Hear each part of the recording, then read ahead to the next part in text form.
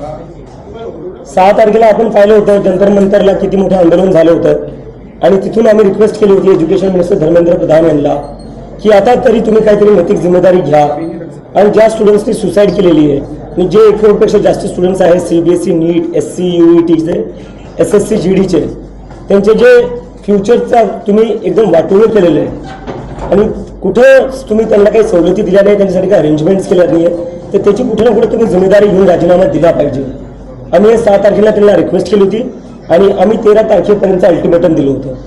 जर 13 तारखेपर्यंत राजीनामा देणार नसतील तर आम्ही हे आंदोलन देशव्यापी घेऊन जाऊ असं बोललो होतो.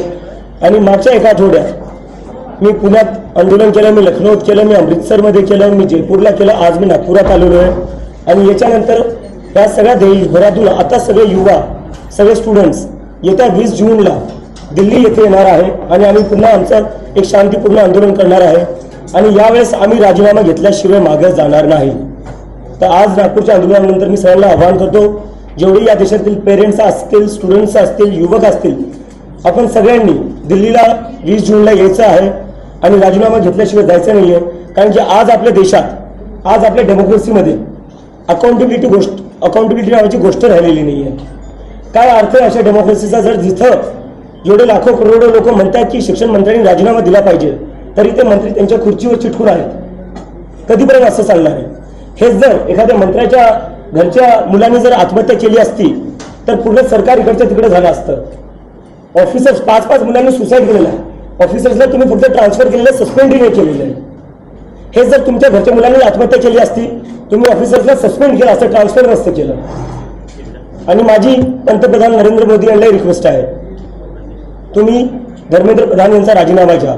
जर तुम्ही त्यांचा राजीनामा नाही घेणार तर कुठं ना कुठं या आत्महत्यांसाठी आणि हा जो सगळा भोंगळ कारभार झालाय परीक्षांच्या बाबतीत, आज देशात एकही परीक्षा सरकारी अशी उरली नाहीये जिथं पेपर लीक होत नाही. 4000 दिवस झाले म्हणजे पंतप्रधानांच्या टर्मला सगळ्यात जास्त आतापर्यंत 4000 दिवसात कोणते 4 पेपर मला सांगा जे लीक नाही झालेत. तर मी जे प्राईम मिनिस्टर आहे, I request him to sack the education minister of India.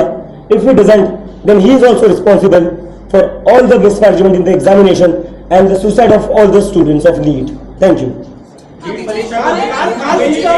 परीक्षा को देखते हुए सरकार ने टेलीग्राम पे रोक लगाई है, कैसे देखते हैं आप इसको?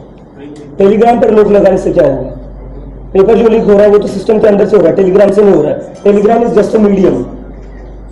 लीक तो अंदर के लोग कर रहे हैं ना, उनको आप क्या कर रहे हो? सस्पेंड कर, ट्रांसफर कर रहे हो.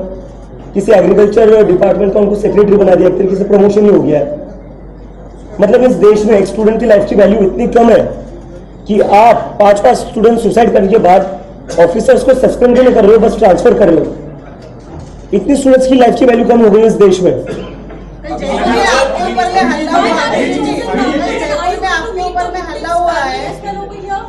जयपुर में आपके ऊपर में हल्ला हुआ है, असामाजिक तत्वों ने आपके ऊपर हल्ला किया, क्या कारण था? वो आपके बेड़े में आकर ही आपके ऊपर में हल्ला किया. मुझे लगता है कल जो मेरे ऊपर हमला हुआ वो इस देश में बढ़ती बेरोजगारी का सबसे उत्तम उदाहरण है. पिछले 40 साल में इस देश में इतनी बेरोजगारी होगी कि अब क्या हो रहा है, युवाओं को 1000-2000 रुपए देकर ऐसी चीजें करवाई जा रही क्योंकि उनके पास कमाई का और कोई साधन नहीं रहा है.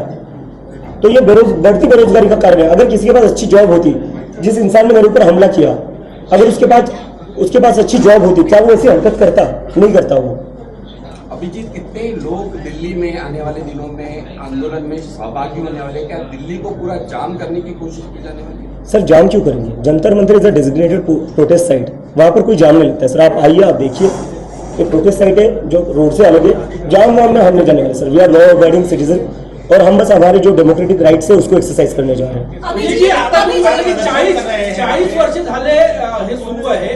भाजपसोबत काँग्रेसलाही दोष देता का या सगळ्या अव्यवस्थेसाठी, बेरोजगारीसाठी, तरुणांचे या प्रश्न निर्माण झाले त्यासाठी काँग्रेसही तेवढी जबाबदार असं वाटतं? नक्की. कारण की हे काय म्हणजे मागच्या 10 वर्षात झालं असं नाही. ते जेवढ्या पक्ष, जेवढ्या पार्ट्या आजपर्यंत सत्तात राहिल्या त्या तेवढ्या रिस्पॉन्सिबल आहेत. पण आज सत्ता कोणाची आहे ते विसरायला नको.